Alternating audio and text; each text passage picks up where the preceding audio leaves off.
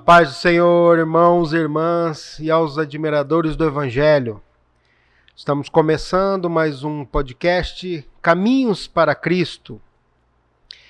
Nessa segunda-feira, estaremos tratando de um tema importante para a igreja, com o pastor Fernando Sabra, que é pastor da Igreja Presbiteriana do Brasil, professor do Seminário Batista Sul-Mato-Grossense. Ele trouxe para nós hoje o tema Nem todo o que me diz Senhor, Senhor. Esse tema foi baseado no texto de Mateus 7, 21, que diz o seguinte: Nem todo o que me diz Senhor, Senhor entrará no reino dos céus, mas aquele que faz a vontade do meu Pai que está nos céus. Então essa é a nossa base bíblica dessa noite. Nós vamos trabalhar bastante esse tema. Pastor Fernando é um erudito, aí, um conhecedor da palavra. Foi meu professor no seminário. Tenho o prazer de estar recebendo o senhor aqui, pastor. Obrigado. Pastor, antes de tudo, eu queria saber um pouco da sua história. Como que o senhor chegou no Evangelho, como que o senhor entendeu o seu ministério e como que quais foram os caminhos que o senhor trilhou para se tornar hoje um grande professor, um pastor, né, um homem de conhecedor das palavras, da palavra do Senhor e que ensina tantas as pessoas aí. Obrigado. Bom, prazer estar com você, né, André? Quanto tempo ter sido seu professor, ser seu amigo. Sim, meu amigo particular, pessoal, né? Exatamente.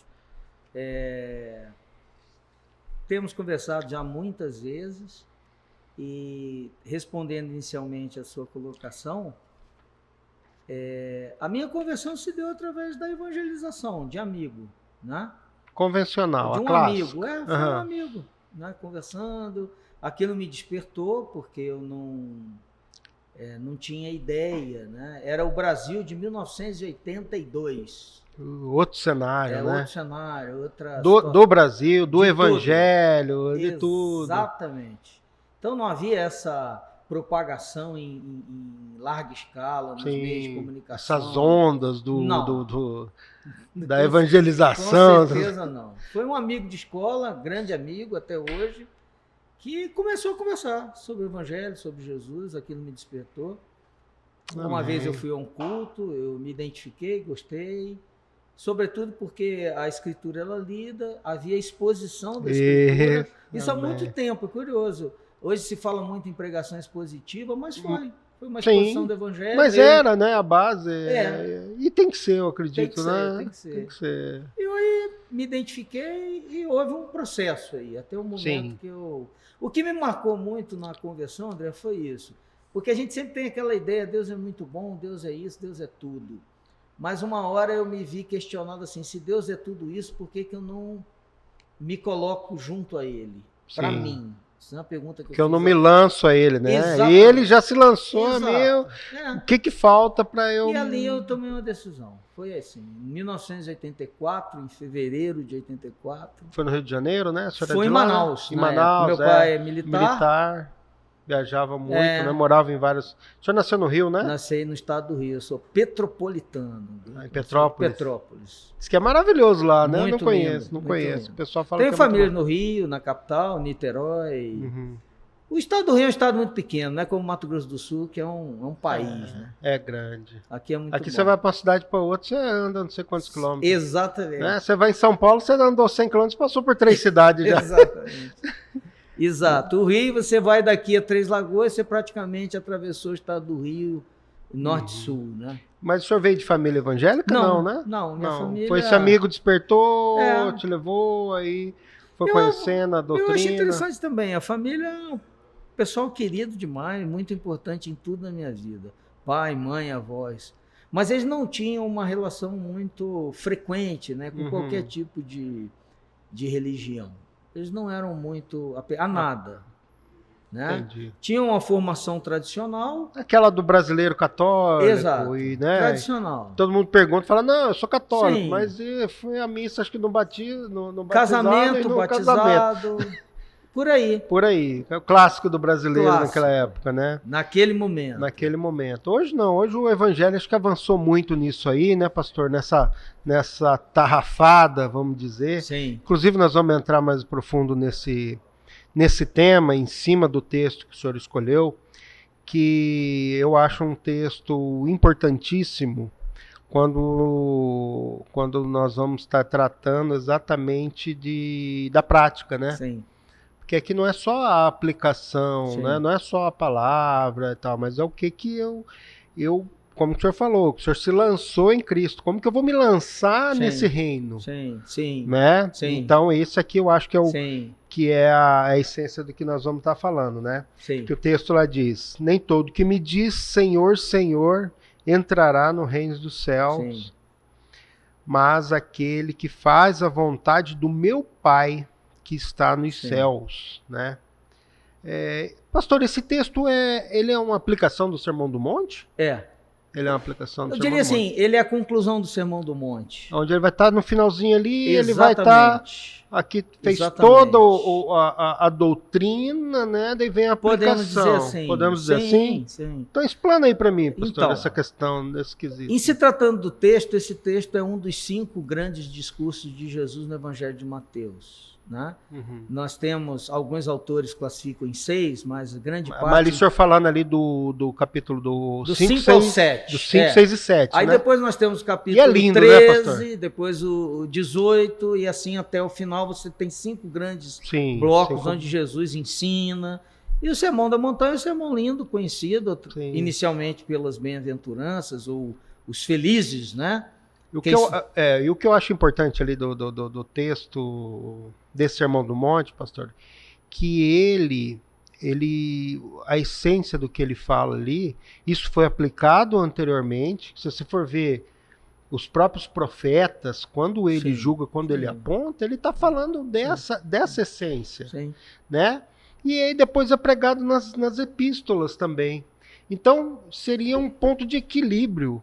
Não seria uma coisa... O Sermão da Montanha, a gente chama de Sermão da Montanha, né? Ou Sermão do Monte, ele é mesmo uma referência para a vivência cristã. E vale para tudo aí. Acho que John Stott fala muito disso. John Stott, fala muito citou e muito bem. Eu não conhecia aquela citação, mas ele é um erudito, né? Muito bom. Professor. Ele é uma referência. Eu tenho lá o texto dele, mas não lembrava especificamente. Você foi feliz em, quem sabe, não projetar depois, né? Na imagem para os telespectadores. Mas o Sermão do Monte, ele é uma referência em todo o Evangelho de Mateus para a vivência cristã. E é o primeiro dos grandes discursos, viu, André? Isso é que é interessante. Jesus chama a mudança. Eu só queria começar por aí, até para você compreender fazer bem um pano de fundo qual ali, vai né? ser o meu olhar, né? Jesus começa chamando a mudança. Quando ele fala arrependei-vos e crede, essa palavra arrependimento, ela está contaminada por um sentimento muito religioso e nem sempre cristão. Ou evangélico. Que é bem distinto. Bem distinto, exato. Jesus está chamando a mudança. Sim. Né? Agora, qual é o critério? Qual é a minha referência? É o meu eu, né? O Jesus vai te dar o Sermão da Montanha, ou o Sermão do Monte. Sim. Né? Ele está te oferecendo aqui, ó. A partir de onde eu vou me referenciar para essas mudanças que eu preciso para o meu próprio bem, né? Não é contra mim. Sim. Lembrar de Paulo, né? Deus é por nós, não contra nós. Não sei se fica claro. Sim, porque quando eu estou a meu favor, eu estou a favor do grupo. Sim. Espera-se, né? Sim. Não naquele momento, não na visão de que eu quero tudo para mim. Sim. Não. Quando eu estou a favor do meu crescimento na temática cristã, não religiosa. Sim. Não é isso que o senhor está querendo dizer. É isso. São duas coisas bem distintas. Exatamente. Religiosidade e cristianismo. Seja ela qual for. Seja ela qual for. Eu aqui quero dizer claramente, não estou te comprometendo. Não, pastor, dizer meu nome. Aqui o nosso microfone é democrático. Então, eu digo quem assim, achar, seja ela qual for. Inclusive, eu gosto de respeitosamente brincar com os meus irmãos. Inclusive a religião evangélica. Claro. Entendeu? Entendeu? Com certeza. Assim, Jesus, talvez é a que mais precisa. Então, Jesus chama a mudança a todos. Sim. Quem quer segui-lo precisa entender que a mudança é necessária. Mas qual o critério? Ele deu. Ele é, e o Evangelho, através do Sermão do Monte, é um critério de referencial de mudança. Para mim, bem para mim, bem para o meu semelhante. Sim. E está relacionado ao íntimo da pessoa, né? Também. Aí que a pergunta eu gostei e gosto também. Quando ali faz, ó, nem todo que me diz Senhor, Senhor, entrará no reino dos céus, mas aquele que faz a vontade do meu Pai que está nos céus, naturalmente o senso comum vai associar o fazer a algum tipo de obra, alguma realização. Então vamos do mais concreto, né? Bom, eu vou fazer algo, então eu vou construir um muro, uma casa, né? Em termos cristãos, eu vou fazer algo, eu vou ajudar o mais pobre, que é lícito. Sim, uma coisa não abona a outra. Nenhuma delas. Mas o texto está dizendo... Não está falando disso propriamente. Está falando do que Deus faz em nós e através de nós. Né? Então, a referência do fazer não é só o que é feito para ser visto, ou aquilo que é visto, mas aquilo que também está dentro de nós. E, portanto, no capítulo 5... Lá onde que só Deus esquadrinha. Exatamente. Interessante que Jesus é tudo no Sermão do Monte. Quando ele fala que você vai orar em secreto, quando ele diz que uma mão não deve ver o que a outra faz, quando ele afirma que o matar não é nem apenas... mas proferir palavras. Mas é odiar, quando você pode não só adulterar com a ação, mas com o desejo. Exatamente. Então, o fazer não está apenas no campo da exterioridade, mas também da interioridade. Não da ação externa, mas daquilo que está dentro da pessoa. É completa. Ela é integral ali, né? Exatamente. Quando Jesus fala, né, eu vim cumprir a lei, é difícil traduzir a palavra, porque assim, a palavra dá ideia de totalidade, de integralidade. Então a gente poderia, o John Stott aí foi quem me chamou a atenção para isso, ele diz assim, a integralidade da lei, quando Jesus diz eu vim cumprir a lei, eu vim dar a lei em um sentido pleno. A lei não tem sentido só para fora, ela também tem para dentro. Né? A gente não mata apenas com ações, a gente pode matar com sentimentos, com palavras. E o convite de Jesus é a uma igreja posterior, que não é a nossa nesse momento diretamente, mas uma comunidade lá do ano 70, dizendo a ela lá assim... Lá no princípio, bem um cenário diferente, mas atual, porque fala do ser humano. Exatamente. Né? Não é só quem clama e quem grita, né? Aqui é um vocativo no grego, Senhor... mais aquele que faz a vontade do Pai. Que é transformar a mente e o coração verdadeiramente. Não é, quando o senhor fala até, o senhor falou e veio na minha mente aqui, não é o matar, né, com o ato, mas é mais do que isso, é eu morrer dentro de mim, porque senão eu não consigo expressar, eu posso fingir até certo ponto. Com certeza. Mas se isso não transformou no meu íntimo, eu não consigo aflorar, né? Então acho que é isso que também a palavra fala. Tem a ver com a totalidade. Se você não morrer, tem a ver com a totalidade, com a entrega, né? Total. E a vontade de se diminuir, né, pastor? Eu entendo o que você diz, né? E estava pensando antes da gente, a gente conversou um pouco antes, há dias, semanas atrás. São coisas que mexem com as essências, né, André? Eu acredito que tem que haver um conjunto, né? Claro, eu tenho que trilhar em cima daquela palavra, mas eu tenho que querer exercitar isso aí, né? Então veio de Deus, uma coisa que eu vi muito do Senhor, Cristo está voltando, mas eu estou indo em direção a Ele. Quando eu vou em direção a Ele, é quando eu vou em direção da doutrina que Ele colocou para mim, não uma doutrina religiosa, mas a doutrina dos ensinamentos, que eu acredito que esse Sermão do Monte é a forma, o ser o mais próximo da forma, né? O Stott você citou, porque aí eu comecei a lembrar, faz tempo que eu li o livro dele, Voltei algumas vezes, mas faz tempo que eu não consulto, né? Ele chama de contracultura cristã. Por exemplo, ele diz assim, é uma forma totalmente diferente de viver, de caminhar, de ser na vida, né? E eu acho bonito o texto dizendo assim, entrará no reino. É na esfera onde Deus, o Pai, é Senhor da sua vida. Aqui e para a eternidade. O texto não está falando só de eternidade. Sim. Ele fala de eternidade, mas ele fala do hoje. E fala do presente. Do presente que vai me remeter para essa eternidade. Se eu não me preparar, talvez não seria... Seria uma forma de você provar também um pouco desse reino. Porque quando eu exercito, eu tenho paz. E acho que o Martin Jones, se não me engano. Martin Lloyd Jones fala muito da falsa paz, né? Que é você exercitar a sua própria fé por você mesmo. Né? Ele fala algumas coisas e isso está relacionado, quando eu me entrego ao reino, dessa força do reino de Deus exercitando em mim, né? Quando você me convidou, eu comecei a refletir, e esse texto me veio... né, a mente e tal, a minha reflexão, eu volto a ele frequentemente, porque eu não vai aqui nenhum ranço, né, mas nós temos um crescimento muito grande, né, das chamadas igrejas evangélicas. Sim. Né? Eu ia tocar nesse ponto, mas você já entrou, então, vamos nele. Vamos nele.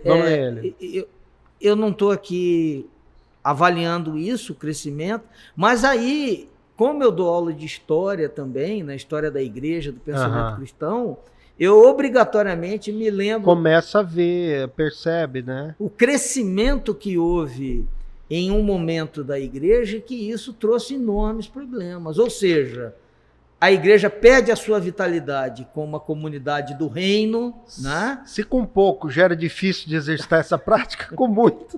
Então, com muito fica bem... Claro, a gente evangeliza para que o reino cresça, mas o reino deve crescer. Sim, até porque a gente não sabe quem que você vai, né? Quem que vai aceitar e vai vir, vai ser um problemático ou vai ser um... E André, eu não comentei isso com você, mas eu queria mencionar, porque você falou da experiência.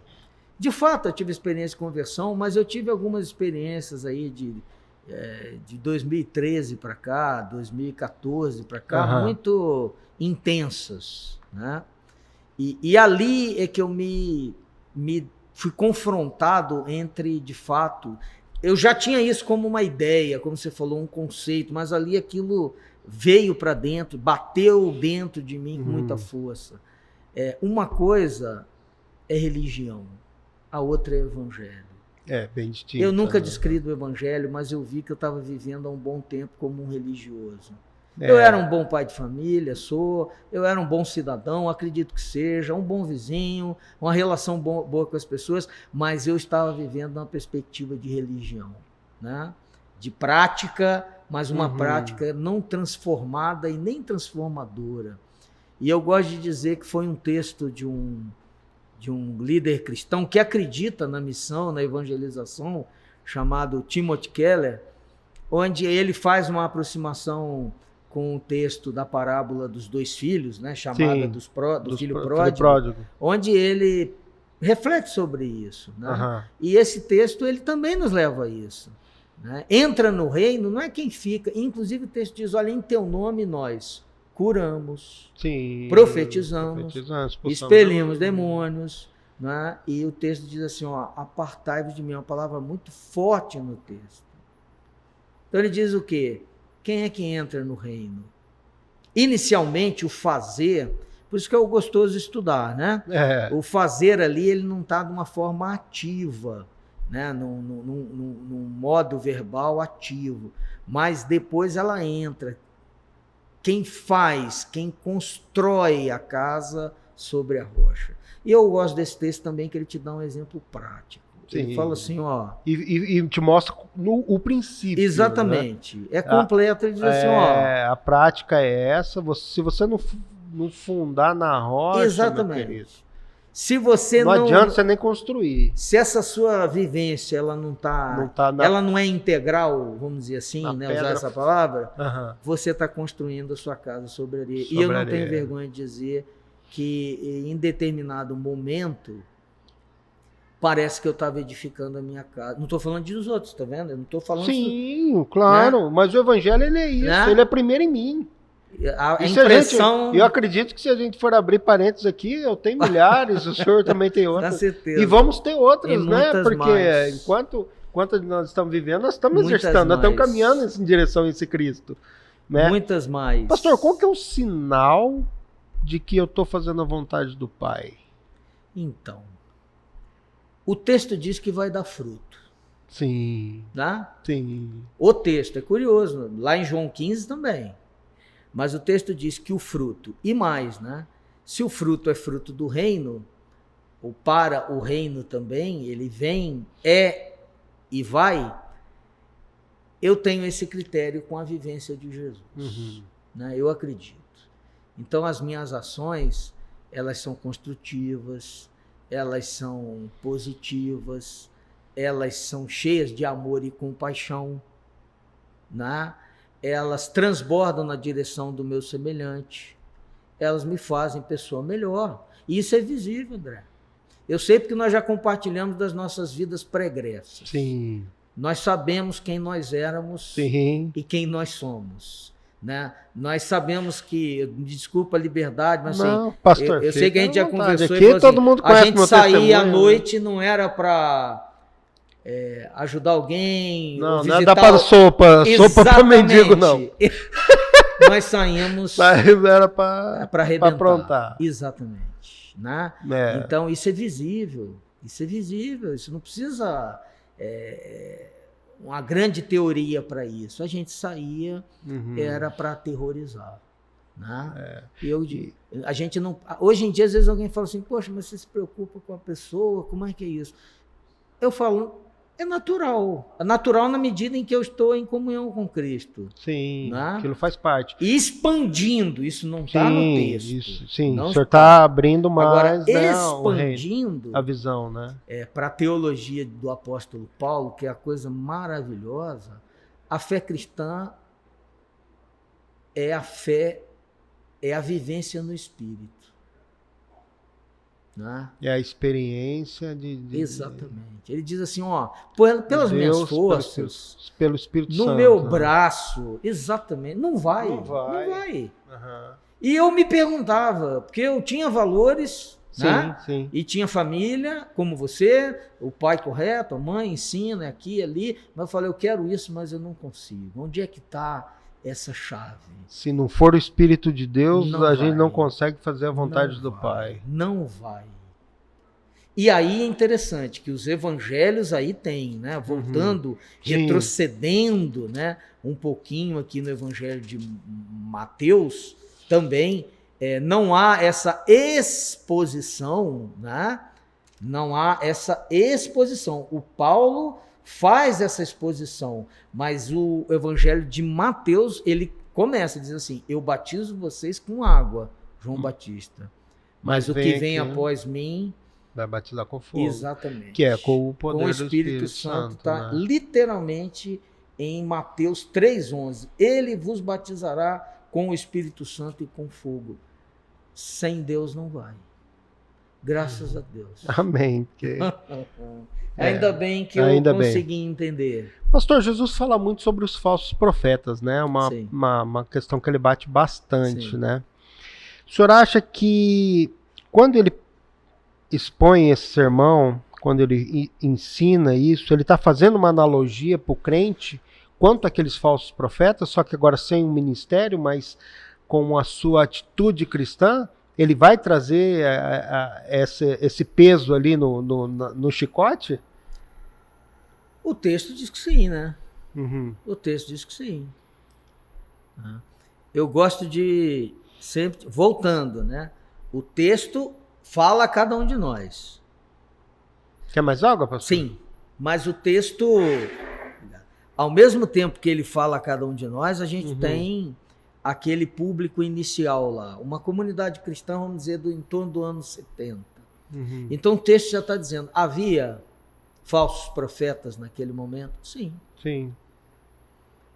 um testemunho explícito disso, a primeira carta de João. Ele diz assim, olha, todo aquele que vem dizendo que Jesus não é o Cristo, é o espírito do anticristo. Né? Então, dizendo assim, já havia gente que, de algum modo, se beneficiava, né, com essa pregação, com essa oportunidade, com essa né? oportunidade, na oportunidade, ou dos melhores lugares na sinagoga. Porque nós temos que reconhecer que a liderança é lugar de poder, né? Sim.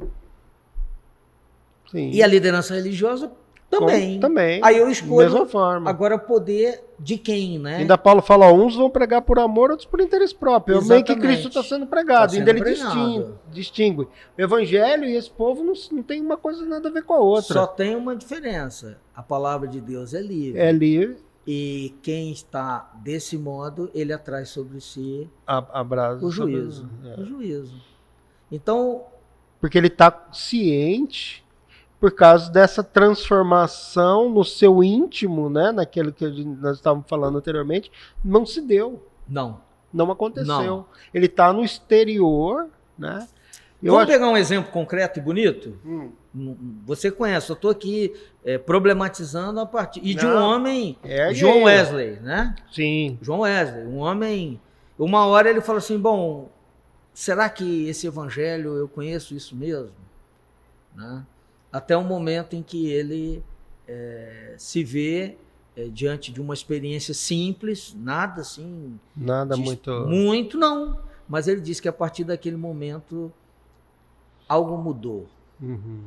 E quem conhece um pouco John Wesley sabe o que ele representou, não apenas para um grupo, né, de pessoas ou uma religião, o que ele representou para a sociedade da sua época.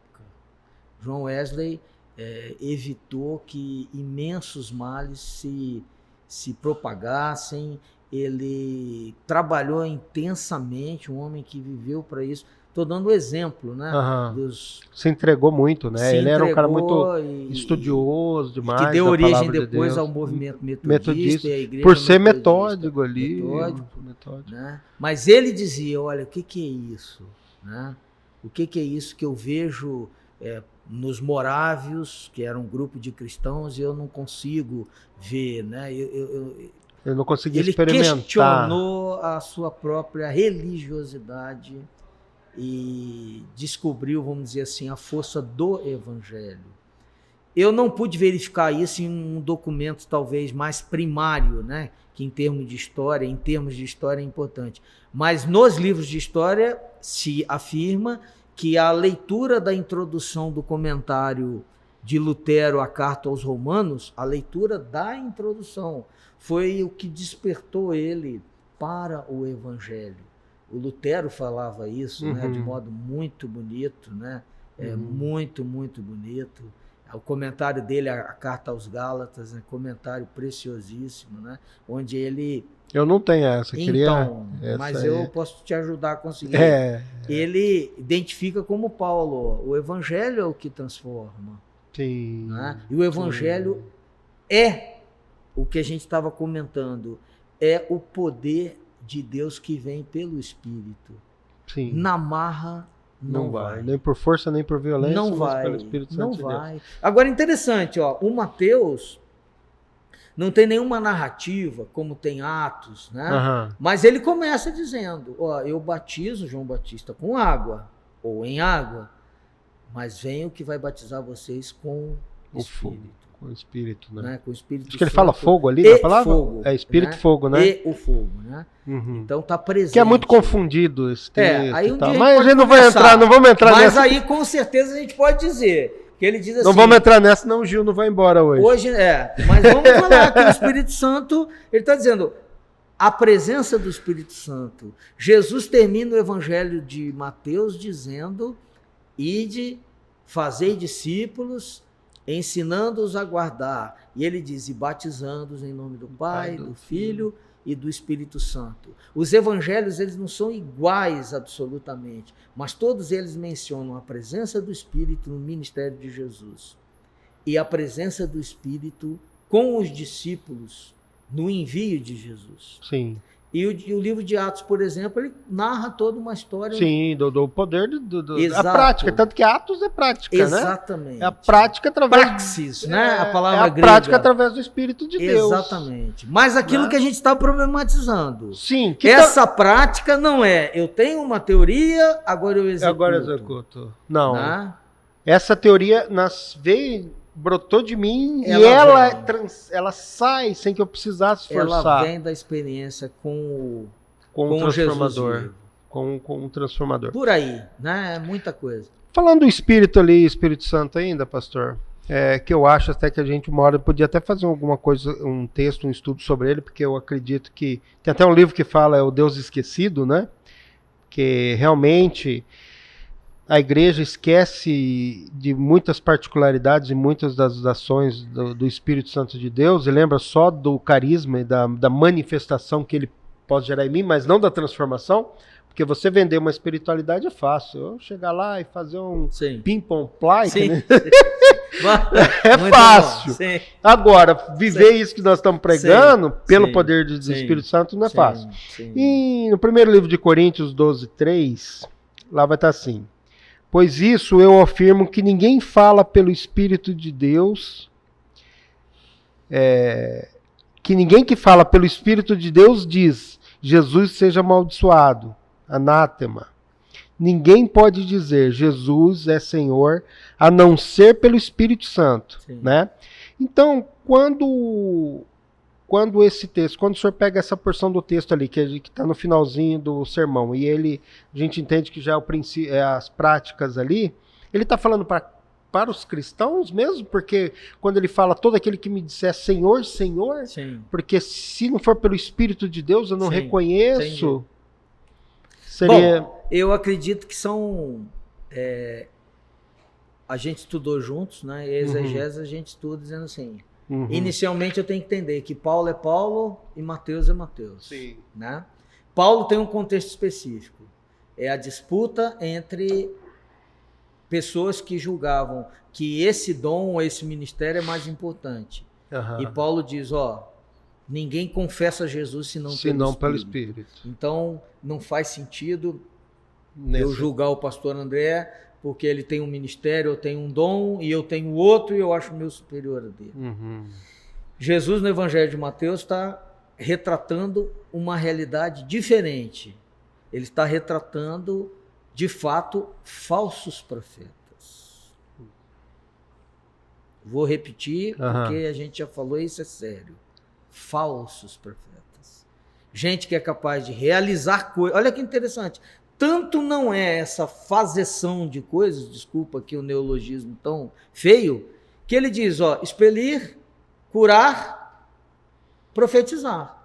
São ações. E duas delas muito concretas. Ele quem faz a vontade do Pai não obrigatoriamente está relacionado a coisas que nós julgamos ser ações do reino. E não são. Né? Então ali Jesus... Não, a manifestação e o reino... Exatamente. Jesus está ali, de fato, criticando o falso profeta. O falso profeta. É a religião pela religião. Até porque... Perdão, desculpa, que agora veio. Até porque Saul profetizou e não era profeta. Mas ali havia o poder de Deus para aquela ação. E é o contrário, né? Do que o profeta que é para ser profeta não está profetizando porque a ação do coração dele... Está falando coisas que Deus não disse. Eu acredito que nós podemos... Deu para entender? Sim. Nós podemos aprofundar isso, né? Hoje talvez não seja possível pelo tempo. Mas eu acho que nós podemos, né? Avaliar isso no sistema mais... Como eu vim para esse propósito inicial e aceito a gente voltar ao mesmo texto e aprofundando questões. Que vai nascendo... Aquilo que eu falei para o senhor, pastor. As coisas vão nascendo e a gente vai. Mas então, o que tá reserva. Sim, o que está aí. Deixa marinando no tempero esse assunto. Nós vamos numa outra oportunidade. É mesmo a crítica, a palavra contra o falso profeta, contra aqueles que, na verdade, fazem em nome do reino a sua vontade pessoal. Exato, nunca teve nada a ver com o reino. Nunca teve. Nunca. Aproveitou do reino para... Nunca teve. Não, nem do reino, da religião, né? Exato. Porque o reino está longe. O reino é reino. O reino ele não é palpável dessa forma. É reino. A religião que se apropria de uma sombra do reino. Tenta. Porque ele nem isso ele consegue, né? Nunca vai. Nunca vai. É curioso, né? Volto a dizer, eu sou cristão, evangélico nessa medida. Eu entendo que socialmente o termo evangélico foi cunhado para dizer, ó, cristãos dessa orientação.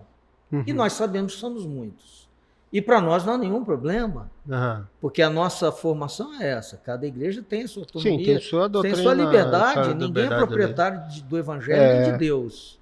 Né? Agora, do ponto de vista cristão e responsável, eu penso assim, nem tudo que é feito em nome do reino é reino, e o próprio Cristo disse isso. E isso a gente deve ter em conta. Sim. Deve avaliar. Né? Isso é... Deve testar Porque tem que ser manso como a pomba e sagaz como a serpente. Tem que ver. Amém, irmão, mas peraí, aqui não. Vamos ver. Não vem de garfo que eu já sopa. Outra coisa que a gente... Alguns alunos me perguntam, professor, isso e aquilo. Eu falo assim, vamos pensar em termos de séculos. Né? A gente está vendo agora, mas o que será daqui 100? Não. Como que vai estar todo o contexto para essa e o que se degenerou disso tudo também, né, professor? Outra coisa, no primeiro século, final do primeiro século... Porque eu vou, assim, eu não sendo... Gostaria muito de ser otimista, mas acredito que vai... Então... Apesar que Deus sempre levanta um remanescente ou outro eu gosto de temperar isso. Sim. Né? Eu gosto de temperar isso na seguinte medida. As pessoas falam, professor, vai piorar. Olha, numa perspectiva escatológica X, de fato, vai piorar. Só que eu não tenho esse tempo, né? Quanto que vai... Eu não tenho essa medida. Essa régua. Eu acredito, assim, pastoralmente, eu sou pastor, às vezes a gente conversa com alguém e contemporiza. Mas sim, você é pastor e nós estamos falando com um público que tem condição de compreender completamente. A gente não tem como dar essa medida. Não dá essa medida. Sim. E acha assim, quem acha... Até Jesus falou, olha, eu não sei a hora. Até ele falou, ó. Exatamente. Então, nós falamos do fim porque o Senhor deixou escrito. Sim. Mas quanto tempo isso vai acontecer? Eu costumo dizer assim, o pessoal fala, às vezes pergunta para mim, pastor, você acredita que o mundo vai acabar, aquelas coisas, ou que já está acabando? Eu falo, sim, irmão, hoje mais perto do que ontem, porque é um dia atrás do outro. A gente pode dizer agora, também... quantos passos vão ser, né? Agora, isso que por que entendi não que dizer você também o mundo vai ser transformado? Sim. Por que não? Há fundamento. Claro. Aí é um outro debate. Aí poderia ser uma mesa redonda. Aí o Gil tem que pegar a barraca. Sim. Aí ele vai ter que morar aqui. Por exemplo, o Apocalipse diz que vai haver novo céu, nova terra. Né? Que há transformação. Sim. Não obrigatoriamente vai haver... E outro, que haja fim, mas o texto bíblico também diz, então haverá... O começo de alguma coisa, né? O fim vai ser... um segundo, Eu tenho um texto de um teólogo que eu gosto muito, que ele fala assim, no fim o princípio. Exatamente. Né?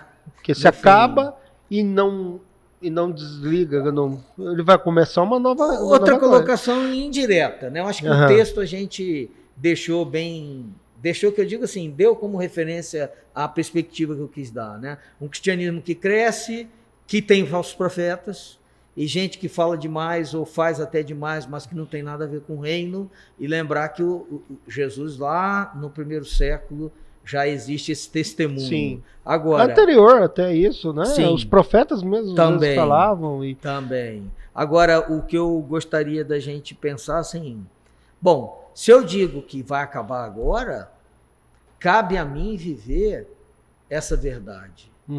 Eu tenho muita dificuldade, quem diz, está acabando, mas eu só penso em acumular bens. Né? Mas se o seu bem não é algo... É essa transformação. Então você não está entendendo o fim. Não é contraditório. E, meu irmão, sinto muito, mas o começo para você. Então, não é contraditório? Sim. Né? O mais importante é o reino. Bom, mas eu só acumulo aqui. Minha perspectiva, aqui. É tudo aqui. Então, peraí, que negócio é esse, né? É, eu não tenho nada contra a pessoa ter vida digna. Claro, é bom. Opção dela. Agora eu digo assim, não, pastor... Essa é a essência da pessoa, é outra coisa. Se a busca dela, Exato. o fim dela é buscar isso aí a todo tempo, a qualquer custo. Exato. Que é o pior do que a todo tempo. Que a todo tempo eu faço prejudico a mim, a todo custo a qualquer um que passar na minha frente. Caminhando por aí. Caminhando por aí. Por aí. Olha só, eu citei alguns teólogos, mas um outro que eu acho interessante diz assim, o Karl Barth, né? Que é um pensador, etc. Importante, mas ele falava assim... É o que veio da guerra? Ele falou assim, só me interessa a religião... Eu li pouco dele. Só me interessa a religião que esteja arraigada no Evangelho. Ele era bem radical. Bem radical. Ele falou assim, não me interessa o outro. Por quê? Agora a experiência dele, André. Ele teve experiência com a teologia liberal. O ser humano é gente boa. O ser humano é legalzinho. O ser humano não sei o quê. Aí vem a Europa, estoura duas grandes guerras. Ele viveu aquele período passou aquilo, ele já viu que não, acho que não é bem assim. Como é que... Não é bem desse boa que mata 60 milhões de pessoas? É duro, né? Pastor, se confiarmos na nossa crença, ao invés da verdadeira regeneração, sim. Sobre esse prisma, existe santificação fora do Sermão do Monte? Assim, se a gente olhar só pra gente, não tem nada, né? Nada. Eu acredito que o Sermão do Monte... ele é uma referência, a gente precisa, o ser humano é referencial. A gente tem no Sermão do Monte uma referência para aquilo que a santidade bíblica ensina. Né? A gente está muito habituado a usar a terminologia de Paulo, né? Certo? É um pouco diferente, é mais complexo, né? Os conceitos são um pouco mais abstratos, um pouco mais, não estou dizendo que seja tudo. Agora, em se tratando se eu quero algo concreto, o caminho do Sermão do Monte é um caminho de santidade, de santificação, de vida santa, porque santificação é a ideia de alguém que está separado para Deus, né? Para a sua glória, para sua... Está extraído é uma tremenda de uma referência e eu tenho ali o suficiente, vamos dizer assim. Que eu comentei aquela hora, ali está uma essência que está pulverizada em toda a palavra, né? Sim. Nas epístolas, principalmente. Mas, você falou aí do nosso estudo, né? Da nossa amizade que nasceu daí. E eu agradeço a Deus essa oportunidade de ter estudado, André. Eu também. Entendeu? Estudado não é só tive a sorte de ter pego no seminário o período que eu peguei. Peguei grandes homens, foi um pessoal professores muito bacana. Agora, eu vejo assim, eu agradeço a Deus, não estudar só com a cabeça. Sim. Eu tive tempo de parar, meditar, refletir. Olha, André, cada evangelho é uma riqueza, assim... né? É profundo, né? É inesgotável. Não sei quem que disse que a Bíblia ela é tão rasa que o neném não se afoga e tão profunda que você não encontra um... É muita coisa boa. É muita coisa, boa. Né? Quando você mergulha... Boa. Boa. Quando você mergulha nisso, você vai buscando, é surpreendente. Não tem nada a ver com o que a gente está falando hoje, mas, por exemplo, cada vez que eu leio o livro de Ezequiel, né? Que é um dos livros preferidos meus no Antigo Testamento, eu falo, que beleza, né? Recentemente eu fui pregar e me vi direcionado a pregar no livro de Jó e fiz uma imersão, né? Reli o livro todo, já tinha lido, li de novo, estudei, chorei, né? Me converti de novo, né? E vendo assim a beleza que está ali, né? O Deus que ali se revela. E o Evangelho, como diz Hebreus, é a palavra última de Deus para a gente. Então, é um tesouro, como Paulo diz. É maravilhoso, né? É gostoso. E o senhor demais. Que ensina, é bom que quando a gente ensina, demais. Aprende duas vezes, né? Aprende. Pastor, privilégio, né? Estamos caminhando para o final. Obrigado. Hoje foi mais curto, nós vamos abrir outro com um pouco mais de tempo. Prazer. Porque houve questão de horário. Sem problema. Mas nós vamos pegar outros textos, vamos trazer. Inclusive tem a outra parte da bancada aqui, cabe mais um aqui, pastor. A gente traz mais um, fazer uma mesa engrossada, redonda, uma um colóquio, né? Aí eu vou ter que estudar muito, porque se pegar os homens do nível de vocês aí, eu vou ter que comer muito livro. Pastor, as considerações finais e faz uma oração no final para nós. Primeiro, agradecer esse convite, faço questão de dizer, né? As amizades são uma das grandes coisas que a gente tem na vida e você está entre amigos mesmo, entre um dos grandes amigos. Amém, me alegro. Exato, vim feliz, marquei com tempo, porque eu não queria desmarcar. E a agenda do senhor é bastante corrida, né? O senhor é um dos responsáveis tem uma série de do Mato Grosso do Sul, da Igreja Presbiteriana do Brasil do Mato Grosso do Sul. No caso, não mais funções conciliares, mas por causa da aula, eu estou num outro mestrado, né? Fiz um, estou concluindo outro, se Deus quiser. Então, tudo isso tempo, mas eu não queria deixar de vir. E as minhas considerações finais, a partir do nosso diálogo inicial. O que me motivou você falou, pastor, um texto. Me motivou esse texto exatamente eu ver que hoje em dia há de fato um crescimento grande daquilo que se chama igreja. Eu gosto de falar isso respeitosamente. Sim. Daquele que se chama igreja evangélica. Não. Pastor, não tem problema. Pode falar à vontade. Esse microfone, ele é democrático. Se alguém quiser, ele vai estar aberto, desde que não seja... Sim. Que tenha um nível também para poder falar. Mas eu gosto de dizer o quê? Que isso já estava presente lá no início, né? Nós temos que refletir. Esse crescimento representa crescimento para o reino, né? Sim. Há falsos profetas, não tem dúvida. Vai sempre existir. Existiu, existe, existirá. E existirão, né? Existirão. Mas eu tenho uma referência. Eu tenho uma referência para entrar no reino, para vivenciar o reino. Para ter a alegria do reino. E Jesus, a partir do Sermão do Monte, eu tenho ele expõe, né? Ele faz...